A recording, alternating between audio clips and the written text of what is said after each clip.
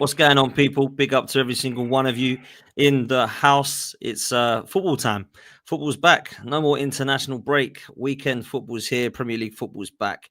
And I'm back as well. Big up to Dan United, who did a fine job a couple of weeks ago. I've literally been busy for the last 4, maybe 5 Friday evenings. And I thought I'm just going to have to do the show and get Dan to do it. So I'm back tonight, people, with the panel. And I'm looking forward to it.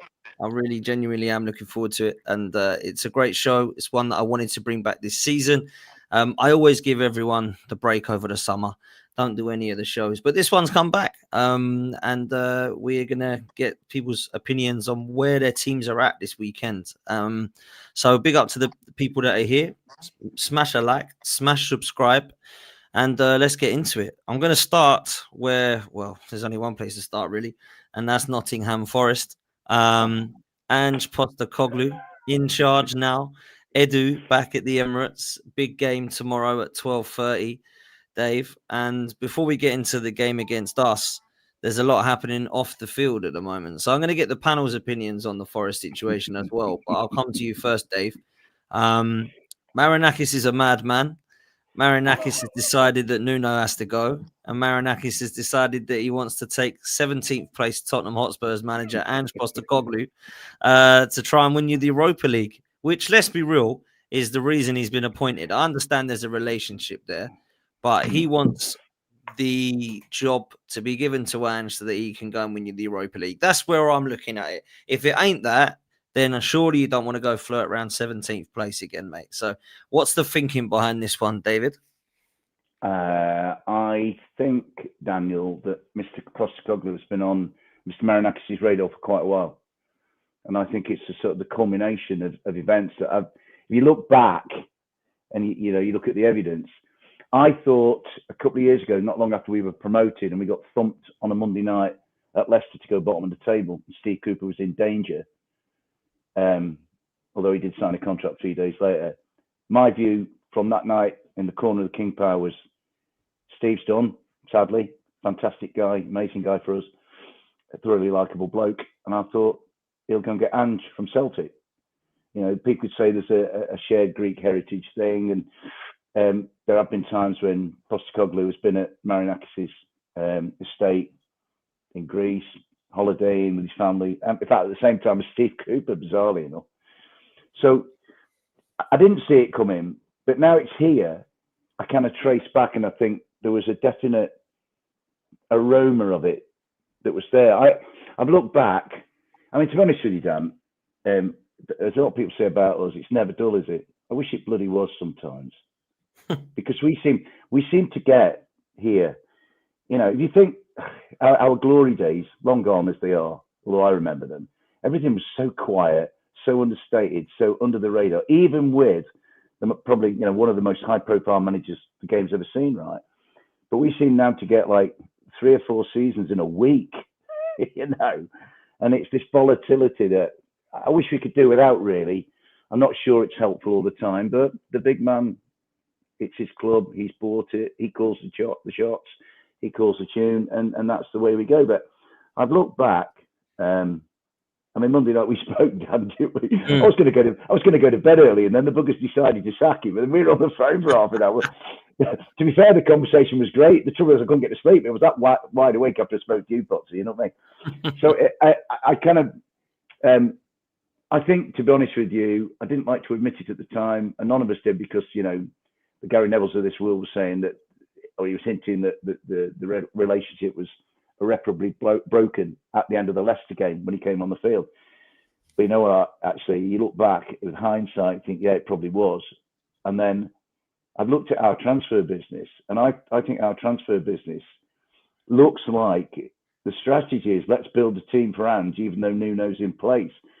And Nuno, with that abrasive side that he's got, a gentleman, but with a don't mess stripe down the side of him, I think he kind of, they're like angling to get him in and get me out. And the pride of a man like Nuno is never going to take that. So, I remember we were heading into the first game of the season against Brentford, and everything looked really cozy. Obviously, we didn't know which European competition we were going to in, so that affected the transfer business.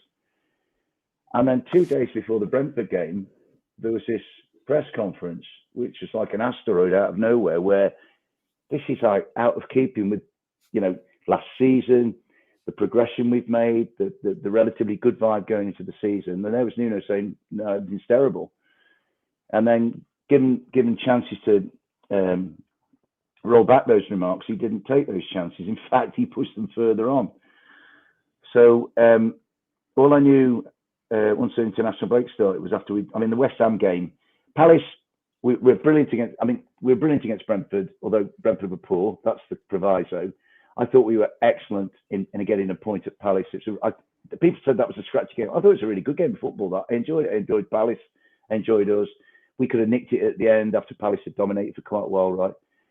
And I thought, that suggestion from certain Forest podcasters that the performance of Palace had been affected by the noise off the field, I didn't see that for 1 minute. However, I did see it against West Ham. We were colourless. We had no personality. There was no vibrancy. And Nuno did a couple of things that I really I'm not for turning on people, but I didn't like. Nuno, from the Trent end. Nuno, are you not putting Douglas Luiz on because he is predominantly Edu's man? Because if you are, please don't play politics with my money, my travelling, my time, and my love for my wonderful football club, right? Don't do that. Don't muck us about. Don't scam us, right? And then when West Ham scored a deserved third, and West Ham were really good on the day. It just shows there's so many teams who don't know where they are yet, really. Callum Wilson's just headed in the third goal, a fantastic goal. Somerville crosses, Callum heads it in. They're all celebrating in front of their fans, as they've every right to. And then Nuno gets Amari Hutchinson and Arno Calamawendo off the bench to put them on then, when the game's done. That is one of the worst pieces of man managing that I've ever seen. I'd have said, lads, don't bother. The game's done. We'll save you for another day. It was almost humiliating to put the two of them on. I felt really sorry for those two lads. And I walked out of the ground after the West Ham game thinking, he's in trouble. Then we get this meeting on the Wednesday night, which apparently started at 5 o'clock, went on for a long time. And then it went quiet. And then Monday happened. But my overriding feeling is, putting all of these pieces together, is that Ange has been thought about and probably discussed, in the private circles at the top of Nottingham Forest for quite a while, So we are where we are. The thing is, Nuno came after a really awful time at Tottenham, so maybe that's a recommendation, because Ange's coming off an awful time with Tottenham, but at the same time, for all that they finished 70, he gave them a piece of silverware, which they craved. And then they basically said, no, we don't care about that piece of silverware, we're sacking you. So make your minds up. I think Ange looked at the situation at Tottenham and he went, we're not going to do anything in the league. We're treading water. He had a lot of players out, in defence of him. They played awful, and he played far too open. And I hope he doesn't do that with us, because that's kind of not our way of doing things. And he went, right, we're not going to do anything in the league. Let's target and focus on the Europa, right? And fair play to him. The worst European final I've ever seen, between the two worst European finalists you've ever seen, but he got the job done. He picked a trophy up. Now, if that had been Nottingham Forest beating Manchester United in that final, mate, I'd have been as happy with that as I've been for centuries. You know what I mean? Do you know what was ironic about that win? It was the one time he didn't play high line. Exactly. Yeah. And do you know what, Rich? I'm so glad you picked. Bless you, Rich. He's such a perceptive man. That night, Ange ball. No, mate, we're not doing Ange ball. This is who we are. We're going to stick 48 behind the ball. You know what I mean? And it worked, because United were like, I think United had 400 shots. Tottenham had 2, and one of them came off Brendan Johnson's testicles when it went in. So I think the interesting thing is, how is he going to approach it? Because if our bedrock last year was this soak up, hit on the counter. I didn't think we could do that as soon as Elanga went, because that was our trump card in that style of play. So are we going to get the one that won the Europa League, or are we going to get the one that finished 17th in the league? I hope we get the Europa. The thing is, Forest could almost say now, are Forest going to win the league? Absolutely not. Right? Only a sensationalist would say that. do Forest have a chance in the Europa League? Given the business, and I think the transfer business is pretty positive, why can't they go deep into it? So, maybe that's the thinking. If Marinakis is thinking we're putting all our eggs in the Europa League basket, then because I'm a powerless supporter who just watches and an innocent bystander, I've got to go with it, But I just got this feeling that he's been in their sights for quite a while, Dan. That's what I'm thinking. And the transfer business leads me to believe that. And the other thing you could say, I was on a show last night with Sophie. What a fantastic lady Sophie is, right? And she made an excellent point. She wiped the floor with me, actually. She's a lot brighter than I am, honestly. And she said about, Nuno won 4 out of the last 20 at Forest. Is he a closer? Does he get the job done? And made a massive statement like last year that he had to back up. And by whatever route it took, he backed it up. So, all I'm trying to say to you is I haven't really got a definitive thought other than I think they've been after him for quite a while, Dan, to be honest. I think so. I think the relationship is clear to see. It's been like that for a while, and I think the appointment's crazy. If I'm honest, I think that although that he might win you the Europa League, and I hope that he does for your sake, Dave, the form in the Premier League was so bad. 22 losses. That's with Tottenham, by the way, who were definitely nowhere near 17th in anyone's books when they went there. I don't know. What's your thoughts on this, Vorney? What do you think with Forest? Do you think that it's a good move, an ambitious move by Marinakis, or does it all look a bit crazy from the outset? I'm with you, Dan. I think it's a mad move. Going Ange, talking about styles, managers very rarely change their style.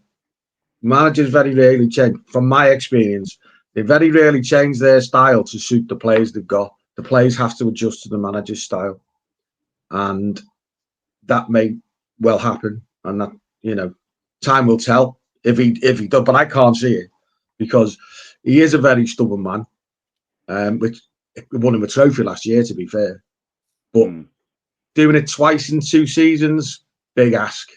With players, they may well, as you say, Dave, they may well have been things going on in the background that none of us are party to. And he said, well, get him. I don't know that, but it doesn't look like a good move because I think Nuno he's got you playing well. He's got, your style of play is. Evan had a similar style of play last season under the other clown, but you were far better at it. And I think that was your greatest attribute. If you change from that to try and play open, expansive football, I think it might be a different kettle of fish this year. The only thing I would say, sorry, Vorney, I just want to come back on that, mate, because I respect your point. All I would say is that defined identity that we had last year was so out there. It was so defined. We actually, for a while, revolutionised football, and that's a big statement to make, forgive me. But everybody was like obsessed with possession. Forest were like, you have the ball and we'll let you on the counter. The problem was that drop-off at the end of the season suggested to me that everybody we played in the last 7 or 8 games had worked it out, went, oh, Forest want us to have the ball, do they? No, we won't. We'll give it back to Forest. And Forest couldn't find an alternative to what they've been doing.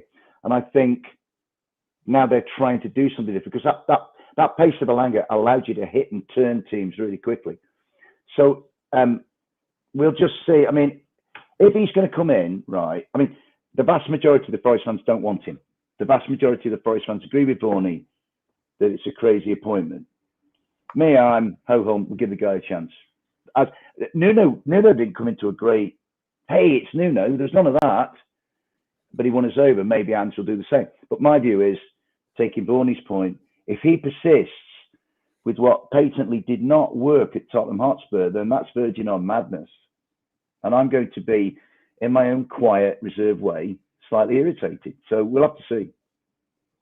I don't know what you think, Rich. It's a bit of a crazy one as far as I'm concerned, but this is onus for you, mate. You know, you've had your kind of wrestlings with your ownership in the last few months. So what do you make of this, bruv? I'm not surprised it's happened. It's Marinakis, and it's clear he wants this expansive sort of football. The problem is the success didn't come from expansive brand of football. It came from a very nice, conservative, well-measured, counter-attacking style of play, which is okay. Which is okay. And to Dave's point, it's the same thing happened at Sellers Park. We were like, you lot can have possession. That's fine by us. I mean, we were knackered from the Thursday game in Europe. Yeah, we gave them possession, and for 60 minutes, we competed really well, considering. Yeah, you did. And then obviously tired legs came in. I guess the question is, like, who's your backup centre backs? Because my goodness me, like, he had Van der Ven having to run 50-yard sprints nearly every game, and he's rapid. Murillo and Milinkovic, their hamstrings might pop.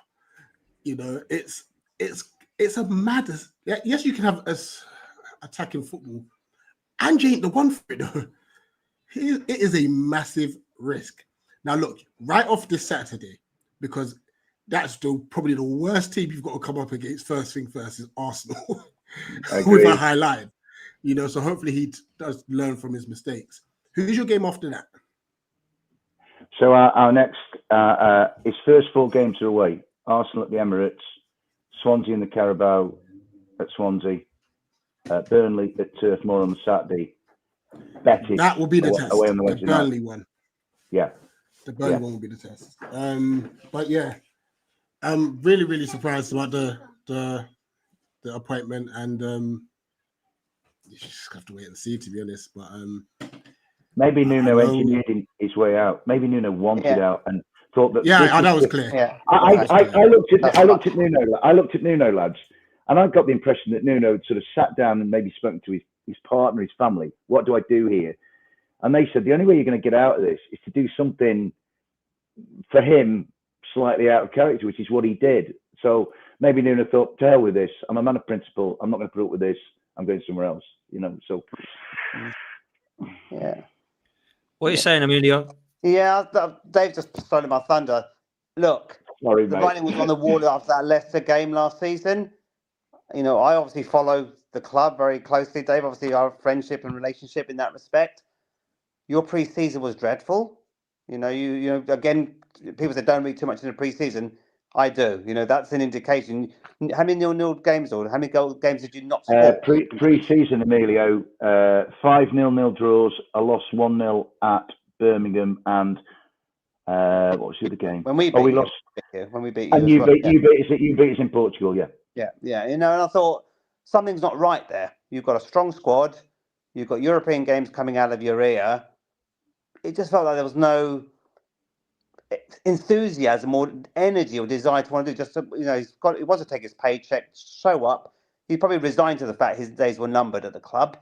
The transfer policy, you can see that. I agree with you. Maybe they were looking at an alternative manager, but there's a poison chalice there. That club. You know, I look at my club. Although we're never going to win the league, there's stability there. You know, our owners, the fans criticise our owners, but mind what you wish for, because they've spent a hell of a lot of money at the club. We've stabilised the team. We've not lost anyone over the summer. We've bought some players lastminute.com as always. But, you know, why would you want to go to work for Marinakis? You know, for me, it's a sideways move for Forest. In a weird way, it gives me hope because we're closer to you this season than we were last year. You know, why is Rich nodding?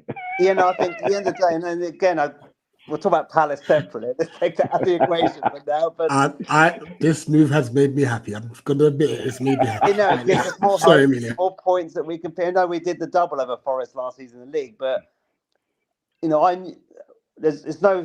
I think what was it this time last year? I was always worried for Forest that Nuno wasn't the right man. I wasn't impressed the season before last when he got you up just you know, with just enough points on the board, despite all those point deductions. I thought Forest would struggle last year. I've said it many times in the show 12 months ago, and I put my hands up. I was blatantly wrong. But the foundations of what he set up, you were difficult to beat. Great home record, very few goals conceded. If only we had the same defence as you had, we would have got into Europe instead of you. Because I thought we away from home, we were very good last year. Our problem was we didn't keep enough clean sheets. So we always had to score 2 goals every game minimum to at least win the game. So we've got to address that this season. But overall, if I'm Forest, I'd worry. How are you going to cope with Premier League games, all these group games in the Europa League? Have you got the squad? Have you got the stability? When the chips start to go down, where's Ange going to stand here? They're going to be as patient as Tottenham were, or they're going to Marinakis just going to sack and you have another manager? I don't know. I worry for Forest this season. And can you reach the same dizzy heights as last year? I don't think so. No, we Europa won't. League is there. It's possible, but I don't know. I worry for the club and for the fans who deserve better, to be honest with you. And I just think, where's the loyalty in this game? You've taken a club from relegation, flirting with relegation, to Europe, and you're out the door. That's the thanks you get, right? There's no loyalty in this, in anything, whether you're banking, insurance companies, football teams. If you're not good enough on the day, marching orders, out you go. There's no loyalty in anything these days. And unfortunately, Nuno did engineer his move, in my opinion. He said, get that contract extension. I'm here, sack me right now, and I walk away with a nice, healthy check, which he's done.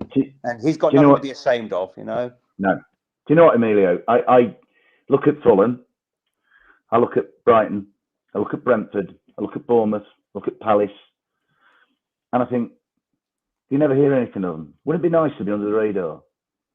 Oscar Wilde said, better to be talked about than not talked about. I disagree with him, right? I'd rather Forest be going to the Emirates tomorrow with people, I'd like everybody to pile into the Emirates tomorrow and go, oh, bloody hell, there's Nottingham Forest, where they've been for ages.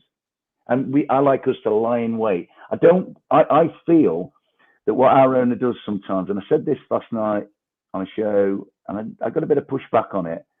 I think our owner, I'd say to him, if I was in a room with you, big man, don't give the opponents reasons to beat us that they haven't earned. I believe when I ran a football team 17 years, I never wanted any of mine to say anything to any of our opponents, because I didn't want them to turn up on match day and go, hey, Asprey's lot said that, let's ram it right down his throat. And I think these days, a lot of opposition supporters, it happened at Palace of the week, the motivation for them is, let's go and show him, Pavarotti, and let's push it back down his throat. Arsenal, we want to do it tomorrow because it's Ange, and they'll want to make Ange's life worse. You know what I mean? It'll probably, Burnley will fancy it. Swansea, I think, is a really difficult game because given the extra workload, do Forest say, we can't really give a lot of attention to that because we've got Burnley on the Saturday, and then we've got this massive game for historical reasons, if you like, against Betis on the Wednesday night. So the trouble is, I wish there was some stability. A guy said in a podcast, a journalist I really respect about football, he said Forest could finish anywhere between 6th and 20th, given the volatility in that club. I think we'll finish 12th. Somebody asked me at the end of last week. Excuse me, that's our spot. That's Palace. That's where we're putting our eggs, Rich. You know what I mean? I think it couldn't have been a worse game for him to start off at the Emirates. Yeah, because there's going to be massive pressure on him purely because of the Spurs connection. Yeah, and agreed. If you don't go and win there, what's the reaction going to be? Well, I think Vorney, there's a lot of hours. There's almost some of the reactions I've seen to his appointment. There's almost quite a lot of them would like to see him get beat because they like the idea of I told you so. Me, I don't want him to get beat. I want my club to win. I don't think we will because I think Arsenal are a better team than we are. A bigger club and a better team than we are, right? So you won't get me saying Forest to win because I love them. That's not what I do. But, I think I saw somebody describe it as a free hit, which in a way it kind of is because nobody expects us to do anything. A bit like when West Ham came to us a couple of weeks ago. We were all on the show. Borney was on, Rich was on, Robbo was hosting, and nobody could see West Ham getting anything at Forest. And West Ham came and were actually really good. You know what I mean? So you just don't know, mate. Just don't know. Just on that, David, I know you're talking about the Swansea game midweek. Obviously, I'm happy as a Palace fan because what we've done over the last couple of months. I think what we've done has now screwed over yourselves, Everton, Fulham, because what we've now done is gone and won something. So Yeah. I don't think the Yeah. teams around Palace are going to now be like, oh, we can take a rest of that game. No, it's like, listen, we've got to go win something as well. It can be done. Point. And then you look at, obviously, with international, Ola Aina, that guy is unbelievable. And Out his for 3 injury, months. I think it's going to cost you big. Yeah. Especially if this high line, because like I said, for pace, for composure, like he's an unbelievable footballer. Yeah, he is. And a great character as well. Yeah, he's hilarious. But he's one of the players that would have maybe given that bit of security defensively for Milenkovic or Murillo, because he's tracking back and stuff. So it's a lot to think about for your club. A lot. Let's get some predictions for this game, this Arsenal game. I think we'll win 2-0. I've given my prediction already on a show on this channel, but I don't see how we can lose this game, man. We just can't. We can't be losing this game. Well, all the unsettlement that's happening outside of the actual pitch, I think that we've got. There's a lot of connection, and Edu as well coming back to Arsenal, but I just feel like we have to, and I think we'll have too much. Vorney, what are you saying? I can only see an Arsenal win, to be honest. As I said before, I don't predict scorelines, Dan, because if we could predict scorelines, we'd all be millionaires because we just do the bills every week. So I tend to prepare to say win or lose, win, lose, or draw, because it could be anything. And I've always had, I was on another show and I said, when I was coaching the teams, my adage used to be 1-0 will do. 3-4-5, that's great. Yeah. 1-0 will do, because it gets you exactly the same amount of points as 5 goals does. Yeah. You know what I mean? So that's the way I've always approached football. That's the way I've been brought up as a player, and 1-0, that will do. So take 1-0 and go for anything from there. But I can only see an Arsenal win. Not because Forest aren't a decent side, but because of all the turmoil that's going on. I do think, as we touched on before, I think that the owner's a bit of a head case. You know what I mean? And I think that if it goes Pete Tong and he doesn't win in his first few games, I think he could be making asking himself, what have I done this for? And Ange might find himself having to answer some very deep questions. But I can only see an Arsenal win, to be honest. Okay, interesting. Dave? Arsenal 2-0. Because I've looked at the body of work so far. Our body of work is one really good one decent one awful one. Admittedly, Manchester City have two crappy ones in, so they're not great, are they? I think so. I only think there's 2 teams at the moment who've got a rough idea what they are: Liverpool and Wolves. They're all points in between. You're not really sure. Now, if the Arsenal that demolished Leeds turns up, Forest have got a big problem. If the Arsenal went to Liverpool, I didn't see the whole game, but the views I've gleaned from reading was that they went there and they were a little bit more conservative than they really ought to have been, given. But I look at Arsenal's team. I look at ours. Would any Forest get in that team? I'm not sure. Would any Arsenal's get in ours? For sure they would. So I love my club, but I will not do this partisan tribal thing. If I'm a hard-hearted, cold-blooded neutral tomorrow, I can only see an Arsenal win. So I head says Arsenal 2-0. Heart obviously says I want my team to win, but I think Arsenal will win. Okay, Emilio? Funny how things can change very quickly, eh? I remember this same fixture last season. We're all saying Forest can go and nick something at the Emirates. We were having. I remember the conversation specifically we're having, and most times you're away from home when nobody wanted to play you because you knew how difficult you were to break down, difficult to beat. You were knocking on the door of the top 4 Champions League places for many months. You'd expect Arsenal to win, but you've got a manager who's very unpredictable, right? You don't know what side's going to turn up. You don't know, what lineup he's going to put out there. Maybe he's going to surprise everybody and not play at that high line. So I think there's a bit of unpredictability. I think Arsenal have got a lot to lose there, Dan, because all the pressure's on Arsenal's shoulders. There's an expectation you're going to walk this game. There might be Ange sticking 2 fingers up to his rivals, former rivals. I don't normally get predictions right, so I always like to look outside of the obvious results. I can see Forest potentially getting something here. I feel, I don't know. You look at the odds, Arsenal comfortable home win, but you don't know what you're going to get. This Forest team is not a bad team overnight, right? We're suddenly writing Forest off. I'm not writing Forest off, absolutely not. I don't think you'll hit as dizzy heights you had last year. No. You're still a good team there. You still got a good good bloody squad there, right? So Arsenal have got a lot to worry about tomorrow, less than Forest. So I'm gonna predict a 1-1 draw. You know, I just feel something that Forest can get. But like I said, I'm terrible with predicting results. But I like to think slightly outside of the box rather than Arsenal win. Arsenal should win, but it's going to be difficult. And I think Forest. I think Ange, with his unpredictability hat on, who knows what side's going to turn up tomorrow. Hence, he might surprise a few people, including the Forest fans. I love you and I want your babies, Emilio. No one's ever had any of my babies. Metaphorically, of course. Metaphorically, not biologically, Yeah, mate. I know. It's going to be hard times for Arteta if we don't take 3 points. Let me tell you that. Yeah. We'll see. Rich, just quickly, what are you saying? Sorry, I don't know what happened to my internet, but I'm going to go 3-1 Arsenal.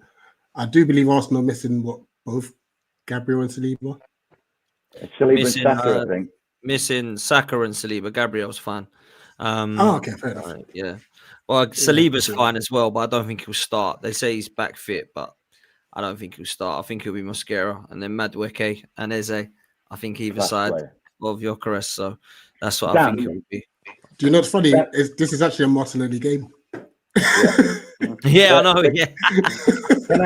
Dan, can I just stick a word in for Noni Madueke? Because that lad had a petition against him, and he's playing some lovely football, and he seems a really good kid. I was really happy and proud of Elliot Anderson for England, right? But I thought Noni Madueke, who I've really taken it, as soon as Arsenal got that petition up, I'm in Noni Madueke's court, and I think he's conducted himself really well. I just need to say that. No, I thought he was really good for England actually, and scored his first goal, which is good. He's actually been all right for Arsenal since when he has played as well. I thought he was easily our best player against Liverpool. He's the only one who looked like he actually wanted to attack. So fair play. I hope he does well. But look, I think it's going to be an interesting one for a lot of reasons. We need to win this game. You can't have all that going on in the background and not pick up 3 points, man. It's got to happen. But let's move. Everton, Vorney. I'm tipping you to have a good year, man. I am. I'm tipping you to have a good year. You obviously got the new stadium, which I wanted to ask you about as well, what that's like. Obviously, Grealish, I think, a brilliant signing. He's obviously doing his thing already. Dewsbury Hall, always rated him, always liked him as a footballer. I think it was a silly move going to Chelsea personally, but I think it's a good move for him now at Everton. Everton have always had a good defense in terms of, they've got Tarkowski and Branthwaite, I think, are good defenders. Pickford's been pretty consistent for you over the years. And I think David Moyes knows how to get you well drilled and set you up. So when I say I think Everton have a great season, I don't expect you to get top 4. That would be unrealistic. However, I do think I've got you in the top half, Everton. I think you're going to have a very good season, man. So talk to me about what your thoughts are. Well, I'd love that to happen for us, mate. And obviously, when you look at the side, you think, well, we're well capable of doing it. But then you just go back to being an Evertonian, because part of being an Evertonian is being the biggest pessimist in the world. So when everything's going great, you just look for, well, it's Everton, so something is going to happen. Something negative is going to happen somewhere along the line. So, it started with the start of the season, in the first game at Leeds.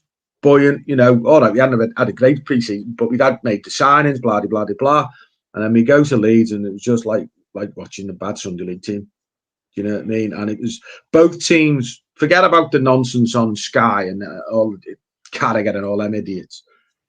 They were both poor sides on a bad night, that the game was decided by a ridiculously stupid refereeing decision. Yeah, absolutely. You know what I mean?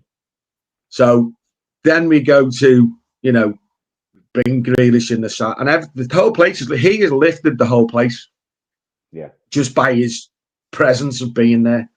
Then he goes onto the pitch and does what he's done to winning the award today. And it's just like a breath of fresh air. It's just like, with all due respect to them, we were used to what our midfield made up of Jack Addison and Decore. Do you know what I mean? both full of energy, both full of hard work, but on the ball, probably two of the worst footballers I've ever seen in my life, actually in possession of the football. And I don't just mean at professional level, I mean at any level, because neither of them had any end product at all. Decore used to get the odd goal. Yes, and he scored the goal against Blackburn and all of that, but, you know, if they'd taken the chances they should have done throughout the season, probably would have had to score that goal. But one highlight of it was the Brighton game, and we've got the dive, we've got Dewsbury Hall, who I think is very, very underrated. Very underrated. I was on the show the other night and I said, to me, he's a player's player. You don't really appreciate everything he does unless you're playing with him. If you look at his movement, you look at his, you know, he's on the ball, he's good on the ball. He can go past the fella, he works hard. He's basically got everything you want. And then he popped up with obviously that great goal the other day. But going back to the Brighton game, the Dyes won it on the halfway line. He's knocked it into Dewsbury Hall in the centre of the pitch. Now, and this is where Harrison and Decore would normally be. And then Dewsbury Hall takes one touch. It's an inch perfect pass into the path of Jack Grealish. He gets at the full-back, goes past him, goal. Last season, Harrison most probably wouldn't have won it. If he had done give it to Decore would have just passed it behind Grealish or passed it out of play. So that's the type of thing where now you're buzzing off, because we've got quality players on the ball going forward. Nadai has always been our talisman. You know what I mean? Last year he was brilliant. I've got a feeling this year he could be even better based on the quality of fellas he's playing with. You know, we've always had a strong back four. Maybe we need to strengthen right back, a natural right back. Albeit I'm not criticising O'Brien at all, because I eventually see O'Brien and Branthwaite being Everton's central defensive partnership. The Mikalenko's hit and miss. He's a decent defender, give him his due, but going forward, he's not that great. They might put the odd good cross in, do you know what I mean? But we need somebody who can bomb up and down both sides. The young lad, I believe, is quite good, but a bit early doors for me at the minute. Anzu. But he's got a very good reputation, and I'm hearing rumours, I don't know how true they are, I've tried to make some inquiries today, but I had no answers, that they're making trying to get Regulon to come in as cover for left back. But I don't know how true that is. I haven't had any comeback on that yet. So back four, yeah, we've always been strong. But out of the two of them, I mean, Michael Keane comes in for a hell of a lot of has come in for a hell of a lot of stick. And quite rightly so, most of it. But this season, well, back end of last season and this season so far, hasn't put a foot wrong. So of the two, of Tarks and Keane at the moment, I would say Keane is the one who's playing the better. I've seen Tarks, I don't know whether he's still carrying his injury, I know he was, but I've seen him make some uncharacteristic mistakes that he wouldn't normally make. And you think, well, there's got to be something in that. You know what I mean? So there's rumours he's still carrying a little bit of an injury, but I mean, he's reliable. He'll give you 100%. But Keane, I have to give him a pat on the back, because I was one of his biggest detractors. I used to say he was a big donkey, but but at the game against Fulham and the game against Newcastle last season, he was absolutely outstanding. And with all due respect, I'm one of those. We all have players who we like and players who we don't like. Players who we rate, players who we don't rate. But if said individual I don't particularly rate has a good game, I won't just make excuses or say, well, we're only playing so I'll say he's had a good game. One of my biggest bugbears used to be Calvert-Lewin, as Dan well knows. Do you know what I mean? And I just didn't rate the lad. You know what I mean? I was glad to see the back of him. When he played well, I'd say he played well. He had an outstanding game in the derby 2 seasons ago. Yeah. When we beat them 2-0. And he did have an outstanding game. So I said to him, fair play, he's played well, but it's no good doing it 1 in every 25. Got to do it. Got to do it 20 out of 25. No player in the world's ever going to have a great game every week. Doesn't matter how good they are. Messi doesn't do it, does he? Or he didn't even at his peak. Ronaldo didn't do it. But you've got to be looking at 20 out of 25 consistently, 7 out of 10 above performances, rather than playing well in one specific fixture. You know what I mean? Oh, well, why aren't you doing it for the other however many games? And then So I've never rated him but he's gone now, so maybe I shouldn't keep harping on about him. And Beto, but I'm like, I'm one of these people also. If they're wearing a blue shirt, for the time they're wearing a blue shirt, they will have my 100% backing. 100%. Regardless whether I rate them from Sunday to Friday. Once they step over the line and they're wearing a blue shirt, they will get my 100% backing. And I use Keane as the example. I want Michael Keane to do well. I want every player in blue to do well. Do you know what I mean? So I will always say, maybe I don't rate him as a player, but if he's played well, he's played well. And I think Keane's come in, played well. Saturday, I'm quite confident, but that's not a good thing, if you know what I mean, because it's Everton. It's Everton. And Everton have this horrible, horrible habit that if somebody hasn't scored, whether it be a team or a striker, if they haven't scored, who did he score against? Everton. Do you know what I mean? So half of me's thinking, we're going to do well, and then the other half of me, the dark side of me, Evertonianism, saying, well, they haven't scored, and and I rate Villa. I do. I think they've got some great players. I love Watkins. I think he's a great player. I love Tillemans. I think he was linked with Everton, wasn't he, not so long, a few weeks ago, and I would have had him all day long. But so I think they're going through a little bit of a downturn, aren't they? But that won't last, I don't think, because they've got too good a side. I hope it lasts until 10-5 tomorrow night. But Morley, again, I don't think you've got anything to worry about. That's nice of you to say, Rich. No, honestly, yes, Villa are a very good side, but defensively, they've never been that great. No. And the way that Grealish and Dewsbury, who have just added that extra dimension to your attack. Yeah. And you know what? I guess the biggest shame, there's rumours that Ndai's got a knock. Yeah, yes. Apparently so, yeah. But yeah. Because if you're willing to just let him come to South London, we're happy to take him. No, mate. Keep your hands off. Quality. Yeah, he is a quality footballer. I've got a feeling. I think you can get at them, I really do. I've got a feeling Mikalenko won't play. He's picked up a knock, hasn't he, as well? Well, he went with a knock, apparently, and he didn't play, and he got sent home, and there was all a big furore about it. So I've got a feeling Jimmy Garner may well play at left back. Love that lad. Love that lad. Well, that brings me on to another point. Up until this season, I said, couldn't see what all the fuss was about. Yes, he was neat and tidy. Yeah, but he always went backwards. And you're thinking, well, we're supposed to be a creative this, and supposed to be able to pass the ball, supposed to be able to strike the ball. We didn't see any of that. Now, whether he was being stifled by maybe he had nothing further forward to aim for. Maybe so. Yeah. Do you know what, mate? I watched your lads at Wolves, and if somebody said to me, has any team really caught your imagination in one game this season? I'd say, yeah, Everton at Molineux. I looked at them. I looked at Grealish. I looked at Dewsbury Hall. I looked at Ndai. I looked at the rest of it, and Everton had the look of a gang about them. Right? Yeah. They look like a bunch of mates. And said, Jack was in the crowd at the end. I mean, Jack's been fine. I love Jack because he's such a good lad. I looked at Jack at Molineux, right? And I reckon Moisey has said to him, and this has been my biggest bugbear with Jack. In fact, it's my biggest bugbear with any Manchester City winger. They threaten, they tease you. I'm going to take my man on the outside, and then they feint, and then they always play it back to a bloody fullback, right?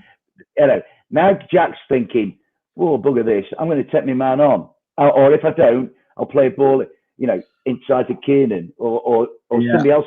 And I thought Everton, they were poor at Leeds. They disappointed me. Oh, it was shocking. At Molineux, I thought they were fantastic. In fact, that scoreline 3-2 flattered Wolves because Everton. Oh, most definitely, mate. Yeah, I was there, and I mean, Jack is just a fantastic footballer, and I am absolutely over the moon that we've got him because I never thought we'd get somebody like him. Same with Keane and Dewsbury Hall. I didn't think we'd get them. because of the quality of that they possess. And I don't mean that to any disrespect. The levels above what we're used to. You know what I mean? So it is like a breath of fresh air. And I watched first half Saturday. Grealish played right in front of us because we were right about 10 rows from the front. And he plays two-touch football. He only ever touches the ball more than twice if he's taking a fella on. Yeah. You know what I mean? He's played into him. He gets it, kills it, knocks it. And it's one of the old things that I was coached taught very, very young by my granddad, actually. Always know what you're going to do with it before you get it. And there's too many players in every club at every level who have no idea what they're going to do with it before they get it. And that's why the standard of football has gone down, certainly for me, since the 80s and 90s, because they were better footballers then. They're just fitness machines now, most of them. Yeah. Yeah. But I watched Grealish and he just get it, give it, move and get it back again. And people are trying to whack him and he don't get anywhere near him because he's gone. And then he's got now somebody who he can play the ball into, as you say, with Dewsbury Hall. And all three of them, I think I said this on the other show the other week, can interchange. Do you know what I mean? They can all play. All players at 10, they all play out wide on both sides. So if one's having a bit of a hard time, you just swap them over. And again, it's just something we're not used to. We're just used to having, oh, not him again. Do you know what I mean? And it is good to see. And I agree I thought we totally dominated Wolves. And it was two poor defensive errors. One of which I think JP's got to hold his hands up to, the first one. Do you know what I mean? And Mikalenko for the second one. People say, well, I was always 1-4, don't let crosses come into your box, ever. That's the fullback's job, is to stop the cross coming in, or whoever's playing there is stop the cross coming in. We let two crosses come in. The first one, I don't know what Jordan Pickford was doing, because he seemed to go the wrong way. I was thinking, why didn't he just slide out and gather it? Do you know what I mean? But the second one, Mikalenko had no idea the fella was behind him. And that's criminal at this level. It's bad enough at amateur level, but to not know what's going on around you as an international elite level footballer is just wrong. And that's where the second goal came from. Yes, Keane might have cut it out, but he didn't. And I was saying to somebody, it's all right saying, well, he should have done that, he should have done that. If you do your job, as in Mikalenko I'm talking about, he can then start pointing fingers at who should have done what. But if the other two in front of him, who's playing alongside, don't do their job, and then he doesn't do his, then he's got no one to point the finger at, because he's more culpable than the other two, because he should have stopped it. The fella come from nowhere. And we were screaming, he's behind, look over your shoulder. And he just didn't. And then they scored. But the good thing about it, mate, was Everton normally, under those circumstances, would have crumbled. They would have crumbled when it went to 1-1. They would have last 3 or 4 seasons, we may just scrape the draw. But more often than not, we would have lost it. Do you know what I mean? But they stood up resolute last week. And they defended really well after they'd scored the second goal. And I know there's some claim about a penalty or something that all the VAR clowns have said, well, they should have had a penalty. But what they neglected to say was immediately before contact, he got the fella controlled it with his arm. And somebody put a picture up on social media saying, well, are we not talking about this then? Because it was his arm that controlled the ball to get it to his feet. And I don't think it's a penalty. I don't think it's not. It's a bugbear of mine. You talk about bugbears in football before. It's players who you touch them and they just fall over. And you know what I mean? You only have to brush past them. Football is a contact sport. And it's getting the way now where it's getting to like basketball, where any form of contact, they're giving free kicks for. Tell me about it. We had the issue at Chelsea a couple of weeks ago. Same thing there. It's just ridiculous decision to me. So I don't want to dwell on that. You know, I've lost enough of weight and just fury, to be honest with you. But yeah, your point, Ronnie, is right. You know, it's not a contact sport anymore. You know, barely a foul, and yet the referee, 5 minutes to review that decision. Come on. Yeah, it's a nonsense. And another thing is, I'm sure we'll all agree, who is actually refereeing the game these days? Because I think it's the fella up in the office in Stockley Park. Yeah, agreed. Yeah. You know what It's I mean? much And then worse since it's been brought in, man. It's much worse since it's been brought in. I can't stand it. I hate it. I just want it completely and utterly gone. And I don't want to open up that convo because we'll be here for another 2 hours talking about VAR. But I just and I've got to go to bed early for Arsenal. yeah, exactly. We've all got to go soon. But I honestly, I think it's the worst decision that they could have made bringing this in. It's just absolute crap. Yeah. It really is. It seems to work, Dan. It seems to work in every other country. Yeah. It just doesn't work here. Yeah. It worked in the Euro. It worked really well in the Euros. Yeah, World it's Cup 3 years officiating ago. the issue. it's and to me, it's just crazy. Why some of these decisions? Why are they even intervening in Stockley Park? It's not their job to do that. No, you know what I mean. They need to. I think they need to define what is actual clear and obvious. What does that phrase mean? Yeah. Because there's lots of things that we as fans and football people perceive as which isn't clear and obvious. Do you know what I mean? The problem is, Ronnie, and I said this when we were talking about bringing it in years ago, and they said, "Oh, it'll be like cricket and tennis." I said, "No, it won't." Well, what do you mean? I said, "Well, it's football rules are too grey. They're not black and white. They're not. Yeah. It's not gone. The only thing in football that's black and white is goal line technology. Did it go over the line or not? That is it. There's nothing else, which is brilliant. It works, but you can't tell if it's a handball now because no one actually knows what a handball is. You've no idea if anyone's offside or not because it's someone's toes offside. The lines are drawn on wrong. It's all a mess. It's all. But mate, don't you think they could solve it all very easily? Offside, for instance. I think Wenger's advocated this for as long as I've known. Clear distance between attacker and defender. Yeah. A clear distance. If any part of the attacker is in line with the defender, whether it be his heel, his arse cheek, whatever it is, he's onside. Do you know what I mean? It's toenails, offside. No, that's rubbish. Heaven help us if someone gets an erection. Do you know? But do you know what I mean? Clear and obvious gap, space between the two of them, and then that's job solved because they can draw a line between a gap. Yeah, you know what I mean. They're too busy trying to chop toes off and stuff like that with the lines. Surely they can draw the line through a gap, however thin the gap is. Do you know what I mean?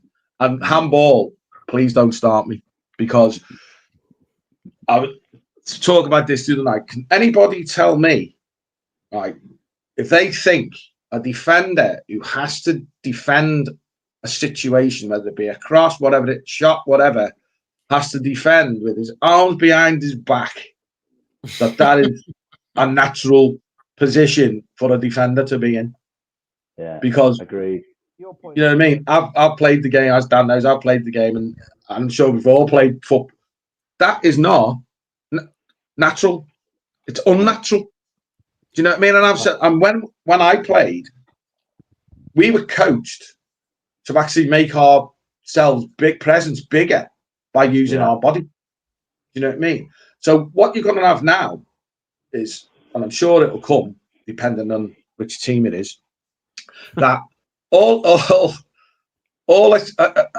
winger, shall we, winger, I'll use the old school term, has to do is just hit the fella, aim for the fella's arm. Yeah. If he's inside the area, aim for his arm, because it's handball. It will be handball. I'd see lots of lads who can't get out the way, and they cannot control their bodies in such an immediate, short space of time and space. It's impossible. And like you say, you want to throw a block in. When you throw a block in, you're not thinking, I'm going to throw my block in, but as I do it, I'm going to put my arms in certain positions. Bullshit. You do everything on instinct. And I think 90, maybe 99% of the penalties, Vorney, shouldn't be given. That's what I think. In fact, I actually said to somebody a few years ago, get rid of the penalty box. Get rid of it. We'll go without penalties. The game would be Well, better. At the end, you're right, Dave, because now it's just ludicrous, and it does depend. I mean, another bugbear of mine, share pulling.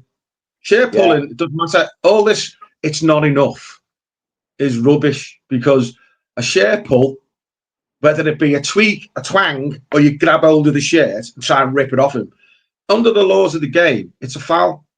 Yeah. That's it. If you pull someone's shirt, whether it be for 5 seconds, 2 seconds, it's a foul. It's a free kick or a foul. If that happens in the penalty area, unless you're Manchester United or maybe another team that plays in red, then those rules don't apply.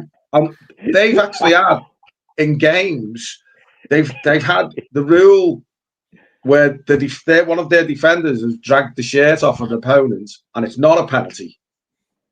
But last week, once somebody got their shirt pulled, and it was nowhere near as severe as the shirt pull that De Ligt made, or whatever it was, at Goodison. Nowhere near as severe. You have to get a penalty. What's going on there? It's just it's lack of grappling and shirt pulling, mate, is one of my real pet hates, and I do, but stand on my soapbox and bang the drum because it's a foul, and I do believe that a lot of the officials now, they don't know the rules. They don't know what the rules are. I mean, tell me what's with this shirt sleeve rubbish? Okay, what are you going to do if they wear a long? I'd just say wear a long shirt. Wear a long sleeve shirt, and it rules out the shorts. They've got no judge. They've got no marker to judge by. So I always thought shoulder down was handball. You can hit your shoulder, you can defend with your shoulder. And that, going back to the Leeds Everton penalty against that Leeds, Tarkowski couldn't have put his arm further behind his back, right? He's gone to block the ball, which he's entitled to do, and I firmly believe he went to block it with his upper half of his body, including his shoulder, right? Which is where it's hit him. It's hit him on the shirt sleeve, above the shirt sleeve line, which is supposed to be legal now. So what's going on? Nobody knows. It just depends. I think it just depends on. That decision was mad for me. That, but I've seen so many already with 3 games in, and I've seen unbelievable amounts of decisions that are just ridiculous. Like that Fulham Chelsea game was a disgrace. Let's be real. Both of them, Dan. Both of them. Fulham got absolutely betrayed. The second one worse. Yeah. You've actually got a Chelsea player handling before that. You got Anderson fouled clearly. Not given. Oh, was that a bit of a handball from Session? Yeah, that was a handball. 5-second review. Yeah, it's more of a handball. Yeah, penalty. It's an absolute disgrace. The referee was escorted off at half-time and full-time. Your point, Vorney, referees have no decision-making here, basically. Basically, they're being undermined. Stockley Park, referee, you can have a look at X, Y, and Z. For the first goal, the referee looked at the Muniz quality. The way he controlled that ball was Brazilian-esque, right? He's Brazilian. Yeah. Beautiful contact, beautiful touch. And that's a foul, really? But the referee saw it straight there. Did you make a clear and obvious error? No, you didn't. No. So therefore, shouldn't it be looked at, mate? I honestly believe that referees, the man in the middle of the pitch, he's happy to let Stockley Park referee because then the finger's not being pointed at him. Yeah. Do you know what exactly. I mean? But the finger's not being pointed at him. The point they're being escorted off the pitch, that's not right either. The fact that there's so much controversy within the stadium, all the media, televising the game, get all the crap he was getting in his ears, just basically, and all the abuse he's being held on glow. He's not even safe. He's had to be escorted off the pitch twice. That's not right. That's not healthy and these are high stakes, yeah? Premier League games are high stakes, biggest league in the world, the most money in the world.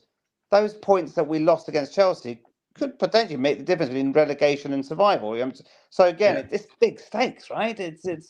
But to make they're clear and obvious errors just by what the Stockley Park experts did. Again, it's just I was just going to say that the more clear and obvious errors coming from the Stockley Park, and not from not exactly. I think they could. I know. I do agree. It's you know, it's dragging the game down now. It's just ruining. None of them have ever played. I watched the cricket tonight.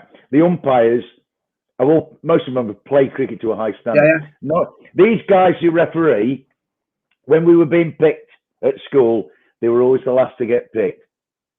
And they all, to me, look like guys who like football but can't play it. So that's their way in. That's the way it looks to me.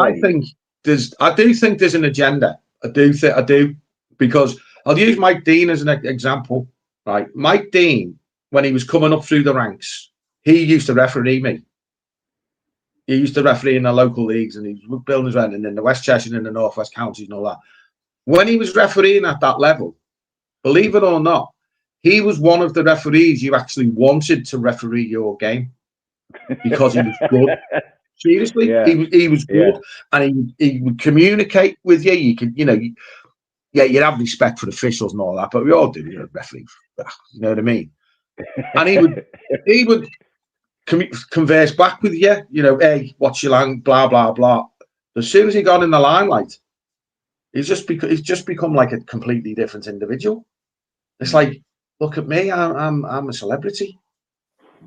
You know what I mean? But you're not.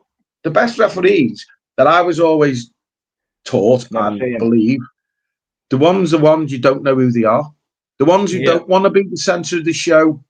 And I think it all started with people like, do you ever remember the fella from Sunderland, Borough, Jeff? What was his name? Oh, yeah. Jeff Winter. Winter. Right? Started with him and like the likes of that Martin Bennett and the fella who gave the free. What was good? Graham Poll. Paul. Right. Yeah. Now it all started with them, and they've actually come out and admitted, Paul definitely, that he made certain decisions to cause controversy. That one in the Derby match, he'll never be forgiven for, which was it. But I always remember, right, we were playing Middlesbrough away. I think we won 2-0. I can't remember the score. But my outstanding memory of that game was at half time, they did like a draw, raffle for whatever it was, for a 15 or whatever it was. And they had the celebrity to come and draw winning tickets. Right. Guess who the celebrity was? He brought onto the pitch to draw the winning ticket. Yeah, you've guessed it, Jeff Winter. And then when he's done the draw, he's then coming off the pitch, giving it all of that, bowing and you're thinking, you're a referee, man. You shouldn't go away. And that's where it's all started from there. And now they're like, they want to be the start of the show. So it was that raffle. It all started with that raffle, didn't it? It all started with that raffle, yeah. And you're just thinking, these fellas think they're far more important than they actually are. Yeah. And in the modern game, referees, like I do a lot of I read a lot of social media. You've got like Hackett and Mark Halsey, who are old school referees. They're more than willing to point out the errors of the modern day referee. And they were good referees because they weren't, they didn't, as we say, you didn't know they were there. But you go on, I can't watch that ref watch anymore. I just can't watch it. Awful. Gallagher. Oh my God. And also, I can't watch that mic'd up rubbish with Owen and Howard Webb. And not just because Michael Owen's on, it's got nothing to do with that. It's to do with the fact that they will do everything they can to make sure they can give you a reason why the official didn't get it wrong, even when it's blatantly obvious why he got it wrong. They are in front of a camera telling you why they didn't get it wrong, and you think, what is the point of this? Because if they're not coached properly, they're never going to get it right. They're too busy now defending them for getting it wrong. The human error. Well, please go away. You know what I mean? No, it is a Sorry for joke. being so boxed, gents, No, but it's no, just no, something that don't really be. gets to me because I No, think it's all fine. games should be officiated unbiasedly, and it's quite clear it doesn't happen. It's quite clear it doesn't happen, and No, I agree. it's the powers that be, the likes of Howard Webb, who was brought in to make them better. And to me, he's made them worse. He's absolutely made them worse because they just make excuses for them all the time. Right? You know, they want to interview every man and his dog now with this new Americanization of football.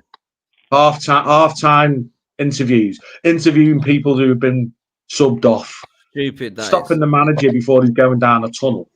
Why did he never interview a referee? Can't get me head around it. Do you want to do this? You know, let everybody involved. Right? Do they never, ever interview a referee and ask him to explain his decision without? What was your decision? What was your thought process before Stockley Park said, "Hey, mate, I think that might be a penalty"? You know. Do you know what I mean? But to be honest with you, I think probably going to. There's lots to talk about this. What is the role of the referee in this AI-driven world? There may not be a referee in a few years' time. Again, it'll all be electronic. I see that role being demised. Right, just like with AI and all the roles, all the jobs that are being lost as a consequence of artificial intelligence. It's going to hit sport as well. It's Wimbledon tennis. They got rid of the line judges this year. Look, all the controversy around that. Just trying to automate more things. That's just making more roles redundant or less people involved in it. It's going to happen in football. The role of the referee is being diminished game by game, month by month, year by year. Let's have this conversation in 5 years' time, and I'd be surprised if you'll see the role of a referee as we know it. Well, if that is the case, and I wouldn't disagree, then you probably won't. I wouldn't be on the program because I won't be watching football. Yeah, it's bad. It's getting. I'll be replaced by a hologram probably. That's not really Dave. It looks like Dave, but it isn't Dave. You know what I mean? No, it's mad. It's mad. But look, we got to move.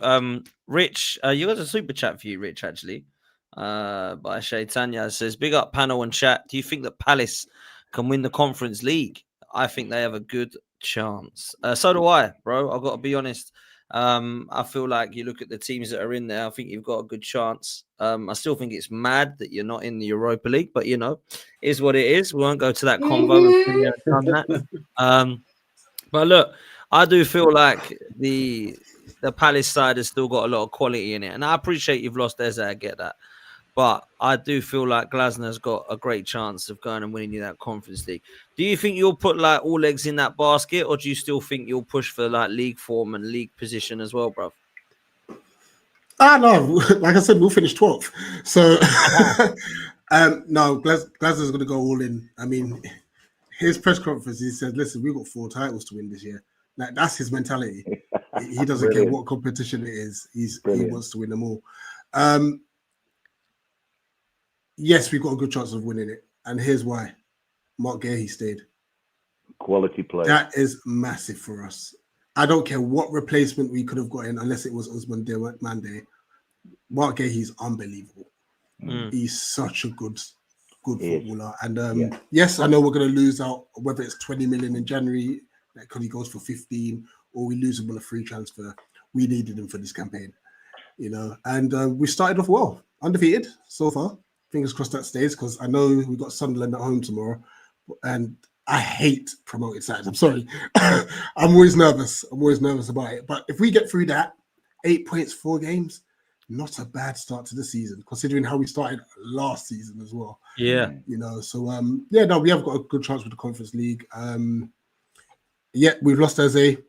Listen, wish him all the best. I can see he's already getting a lot of stick. There's a lot of scrutiny because of now he's at Arsenal. I see that there was these England talks, and you know, players have bad games. Just move on. But I'm going to say this now, yeah? If you do FPL, gamble on Yeremy Pino. He came on against Aston Villa, and I saw enough in 15 minutes to tell me this kid's quality. Good player. You know, so we've also got Christantos Uche, young guy, Nigerian from Getafe, and JD Campbell. So we've got like 3 players in, and we've only really lost Eze. So we have invested pretty well. And for all the Liverpool media moguls and fans who were punching this narrative that Glasner held him hostage and all this rubbish, he didn't hold him hostage. He didn't threaten to quit. Yeah, maybe you got to remember they live in a different universe. Oh my gosh, it's so the big team at the big 6 or so. I'm sorry, they have some of the most fickle fans out there. I'll tell you that for free. Look, Glasner just said to Parish, "We can't sell him now; it's too late." And Parish said, "Cool, that was it." End of story. And that's exactly what you would wish for at any club, isn't it? Absolutely. You know what I mean? That's exactly what you would want your manager and chairman to be doing. It's funny, right? Because sorry, Dan, go on. No, what's funny was I was just going to say I was just with some of the Liverpool lads on the channel I was on, and they were like, "Oh, they were looking at the fixtures, and they've got you soon, Rich, right?" So they were like, Yep, "We've got the 27th. derby rivalry with Palace," and I'm like, "What? How is this now a rivalry?" But just because they wouldn't give you their centre back, like. Do you know the irony? Do you know the irony about it all? Like we had said to them at the beginning of the summer, 45 million. They only valued him at 30 to 35. So what they did is they held their cards close to their chest. I think, can we run this down? Now, granted, Parish was silly. Coming out in the media and saying we have to sell him meant Liverpool said, "Cool, we're going to wait this out." We had said to Liverpool, "Cool, you're not going to give us the 45. We need to make sure we've got a replacement in place." We even asked for Joe Gomez. And they tried to sell him off to AC Milan.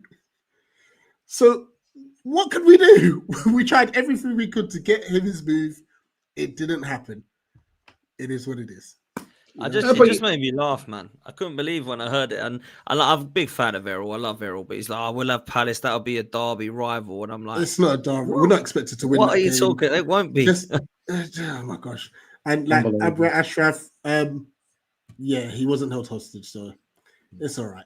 And I really rated the lad you'd have in midfield, Wharton. I think he's a quality footballer. He's a baller, bro. We just got good news about him because we were worried he was going to be out for a lot longer than he is. He'll be back for that Liverpool game.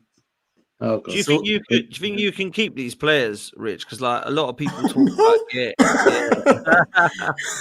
No, this is the problem, isn't it? Because like Glasner's like, "Oh, look, you're selling Eze and potentially Gehi. Like, what sort of future does that leave?" But I just personally do feel like it's hard for you to keep these players, but your recruitment's so good, man. Like Adam Wharton, you're bringing in players like Jeremy Pino. You've just mentioned. Obviously, Sarr was a good signing, in my opinion. Yeah. You forget about Elise and Eze being brought in from the Championship, and Mark Gehi from Lacroix is such a good centre half, bro. Such a good centre half. Like I think it's incredible, man. Like I really do. Daniel Munoz, what a fullback he is. Like and people just could go to Palace and pick up their players. It's wrong, really. It really is. Like Liverpool already today, they're saying we're going to get Wharton in the summer. Like he's coming to Liverpool. Like, oh man, it's mad. Yeah. Look, for our players to be linked with bigger clubs, which they are, means we're doing well as a club. We're doing something right. And before it was just Wilfred Zaha that might get a link to a big club. Yeah. Now we're looking at about 5 or 6 of our starting 11 that are getting links away. So really happy with what's happening. It's all because of Glasner, man. He's literally changed everything in that club. Like, honestly. Well, he's won you a trophy and now everyone loves him, man. 2 trophies. 2 trophies. I know you don't care about it, but we do. Trophy's a trophy, mate. Trophy's a trophy. You know what I mean? If it's trophy's a trophy, so 2 trophies is right. Well, I remember having the conversation last autumn, wasn't it, Rich? Are you Glasner in or Glasner out? I remember vividly those conversations we had back in November when we won at your ground. Yeah. We were having an honest debate. I think you stuck by him. Other Palace fans are all, I remember saying, it's got to go, right? So, you stuck by him. A good second half of the season. Got an FA Cup under your belt. Best season in their history. Yeah, look, let's be honest. Didn't win for 9, ended up producing the greatest season in their history. The season before, it was apparently the greatest season in their history because they won a European under-13s competition, according to D. But last year, and I'm telling you, that FA Cup final, right? That was, we want to win it against entitlement. I saw 16 minutes of the most boring passing for passing's sake, and then Palace went, oh, to hell with this. Scored a goal and then held them off. And when Palace won the FA Cup final, I thought, take your entitlement and get out. I was so pleased Palace won that. And to Richie's points, I was at Palace 3 weeks ago for the Casico. Apparently, we're a derby with Palace now. We aren't even a derby with Derby anymore, right? And I thought Adam Wharton was majestic. I thought Mark Gahey. I looked at Mark Gahey, and I've heard him interviewed. Said heard him interviewed after the game. A super lad, an excellent professional. England's best defender right now. He's proved that the last couple of games. And I think Palace. People write Palace off, and I say, look, Crystal Palace, against all the odds and expectations, have been doing this for over a decade now, right? And whether it's Dougie Freedman, I know Dougie Freedman's gone. Palace's recruitment may even be Brighton are up there, and there's Brentford, these Bournemouth, all great recruitment. But Palace to keep doing what they're doing, it's astonishing, really. You know, I have nothing but respect for Palace. I think the likes of our clubs, Dan's clubs up there, but our clubs, this has got to keep happening. You know, there's been a revival with Forest, there's a revival with Palace.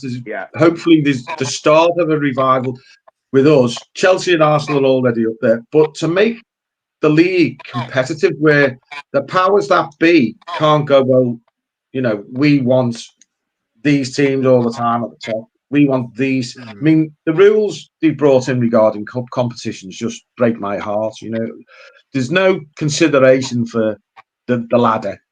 But you know, you can't play replays. You can't play a game on a Tuesday night because you play.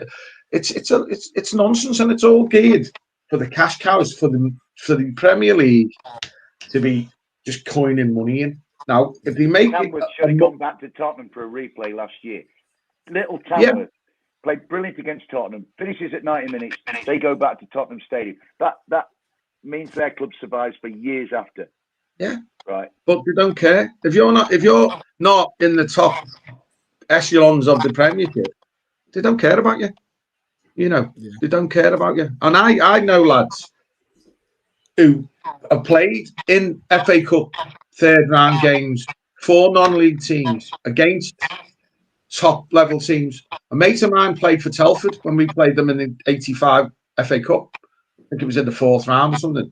But one of my mates was played for Telford. Massive Evertonian. Played at Goodison Park. Yes, we beat them comfortably.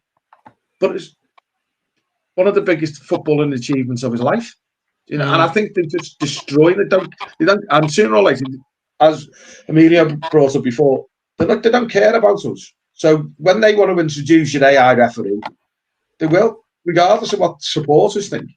Because your common garden supporter are dispensable these days.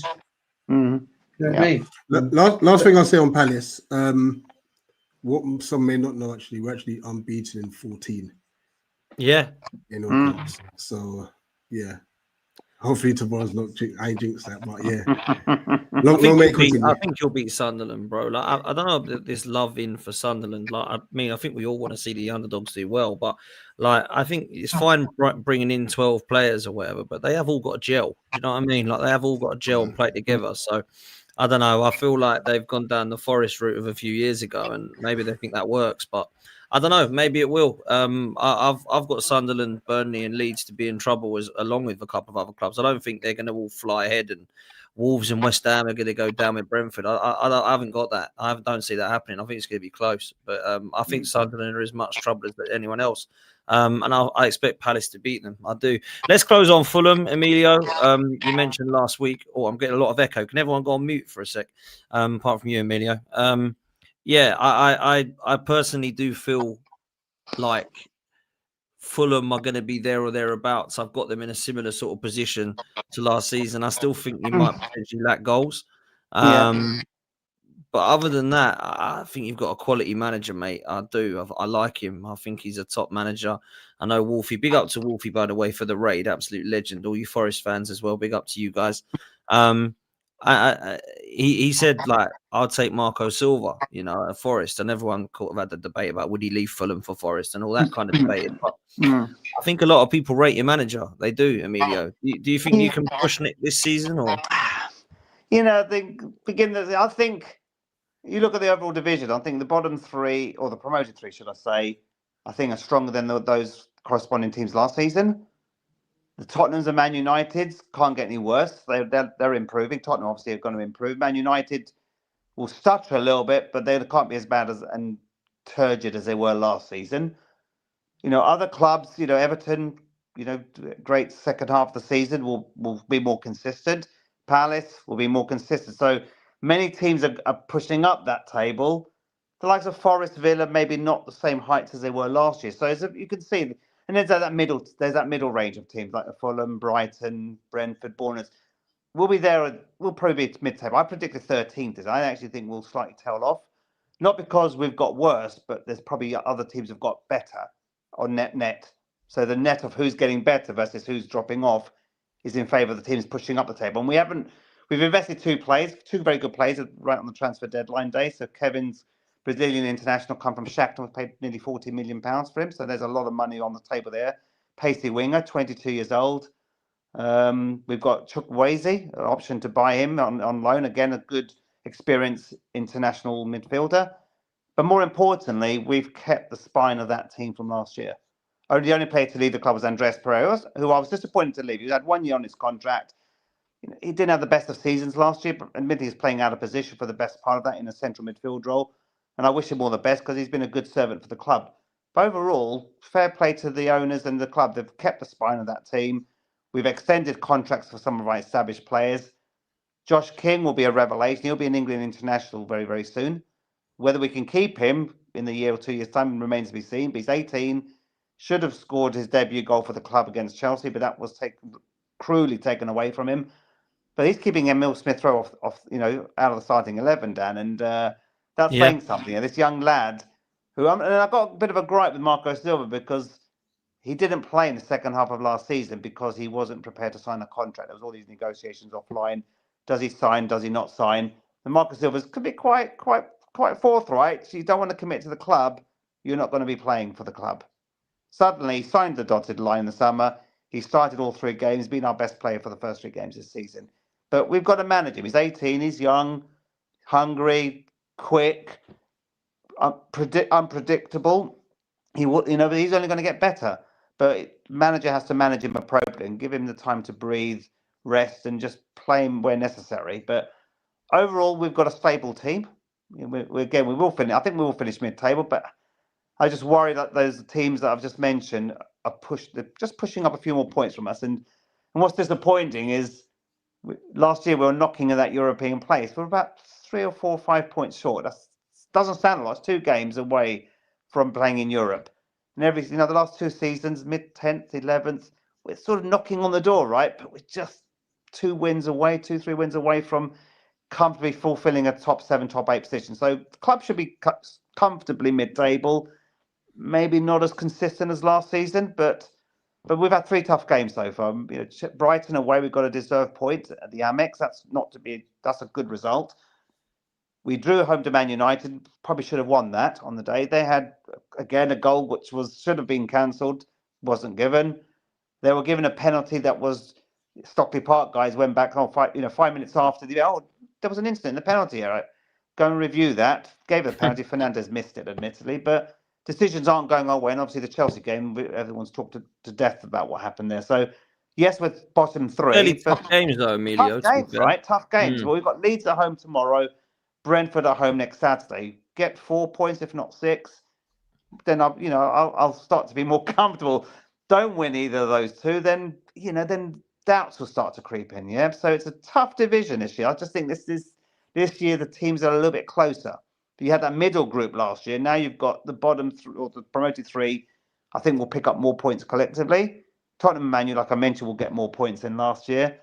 Where does it leave Brighton, Forest, Palace, Villa, home form is key. Our home form last year was dreadful. We've got to sort that out, and we've got to keep more clean sheets. And Anderson, I was very critical of him last season. He's been our best defender so far this year. Rich, I think he's looked very comfortable. New haircut, new hairstyle. Maybe that he's a new man, but he's gone back to basics. Stop playing all these difficult balls. Defend from the back, pass the ball simple to feet, just to keep the ball ticking away. And defensively, he's looked pretty solid. He's been my best defender so far in 3 games, and to get 3 tough games. So we've got to keep more clean sheets and be more consistent at home. And if we do that, we'll be safe. But I expect us to beat Leeds tomorrow. And if not, then don't beat Brentford next week, like I've mentioned. I'll start to slightly worry. But we've got a decent manager, a decent squad. Have we got enough to break into Europe? Probably not. And that's what the disappointing. So what's the objective and aim this season? Another cup run? When Palace deservedly beat us at the Cottage last year in the quarterfinals. But, we're capable in one-off games. But over the 38-game season, we keep tailing off under Marco Silva. That's not a criticism of him. I just think the squad's not strong, not got enough depth. We pushed too hard for the first 2/3 of the season, run out of steam. And Marco Silva has always gone on record saying he doesn't want a big squad. And the consequence of that is we push too hard. Players are going to start getting exhausted and burnt out, like Forest did last season at the end. But look, Everton and Palace, the reverse. They pushed on and got better the second half of the season. So we can stay consistent throughout the 38 games, then top 8, top 9 is feasible. But with that typical drop-off of the last third, depth, it's not quite there. I think 12, 13 is probably the way I think we'll finish this year. Yeah, I've looking now. I've got my predictions up here in front of me, so I can keep reminding me. I've got Palace, Fulham, Bournemouth, 12, 13, 14. That's what I'm looking at. Realistically, just because Palace always come 12, and I think they'll go all out for Europe. I think Fulham and Bournemouth, I rate Iriola highly, but I think when you lose a whole of your back line, you lose a whole of your back line, I'm not sure really, but yeah. Don't seem to have worried them yet, though. They were brilliant at Tottenham. They should have won 7 or 8 at Tottenham. Yeah, they were excellent. Yeah, they were excellent, I must say. But now, listen, I always liked Fulham. I love going Fulham away. I'm not actually going this year. It's the first time I'm not going for a while, but I'm not going this year. But I'm a big fan, and I think you'll be fine. I just think with Fulham goals, I wonder where the goals are going to come from consistently with Fulham. That's all. But I don't know, the strikers, sometimes you think Muniz, looks good, and then he fails. And then it's Jimenez, he's on a roll, and then he stops scoring. I just think you need someone consistent there, in my opinion. But I think, the only challenge I'll say there is, between Muniz and Jimenez, they keep alternating. They scored, I think, 23, early 20s goals combined in the league, which is not a bad record. I think for me, it's the defence was a problem. Our central midfield, you've got Berger and Lukic. They're both very similar players. I think I'd like us to maybe be a little bit more attack-minded and actually only play one of those at home and maybe play both of them in away games. But by playing them both in at home, in that midfield, I think we're losing half a player because you're playing 2 very similar positions. I'd like us to be a little bit more positive, keep pushing forward and attack, and maybe not being having 2 similar players at home. I think is quite quite conservative and quite negative from Marco. But overall, the defence has got to improve. We improve that defence and keep more clean sheets, then we should be okay. But that's my worry. If we don't keep the clean sheets, if the home form is as bad as it was last year, and the other teams are getting better, then we're only facing one way, slightly going down the table. Yeah. No, look, fair. I think make good points, to be honest, and I think you'll be okay in the next couple of games. Leeds and Brentford, I fancy Fulham to pick up some points. So let's see what happens. I think I fancy, other than Dave, of course, because I'm a gooner. I think I fancy the majority of you winning. Actually, I got Palace to beat Sunderland, Fulham to beat Leeds, and I got Everton to beat Villa, because I think Villa look. I don't know what's happened to them at all. Maybe Villa and Forest are thinking 16th and 17th, but we'll fight out the Europa League final. Maybe they repeated last year. As if it's happened before, gentlemen. You know what I mean? Yeah, that's it. No, you might be right, Dave. You might be right. Listen, we're going to close there. Big up to every single one of you guys. Big up to Wolfie as well for the raid, Forest Fan TV. Make sure you're following them. Big up to all you Forest fans in the chat. Huh? Has he been nicking stuff from people's houses then? Is that what it is? Wolfie is such a troll. I just see all the messages in the chat. I do smile, you know. I was concentrating and listening to a very great conversation, but I do smile, guys. All us Forest fans, we're all the same. Legends, man. Legends. Now, big up to Wolfie and the gang, man. Appreciate you all. And big up to Vorney for coming on. Big up to Dave. Big up to Emilio. And big up to Rich. Make sure you've all shown some love. Smash Cheers, the mate. like. That's my pleasure. Make sure you subscribe. Legends. And yeah, we're going to get out of here, people. I'll be back after the game tomorrow. Hopefully, when Arsenal can pick up 3 points against Big Ad. If we lose that tomorrow, it's going to go completely wrong. But anyway, let's see. Big up to everyone. We're getting out of here, and we'll see you next time. Take All care. the best. Take care. Bye-bye. Bye. Nice.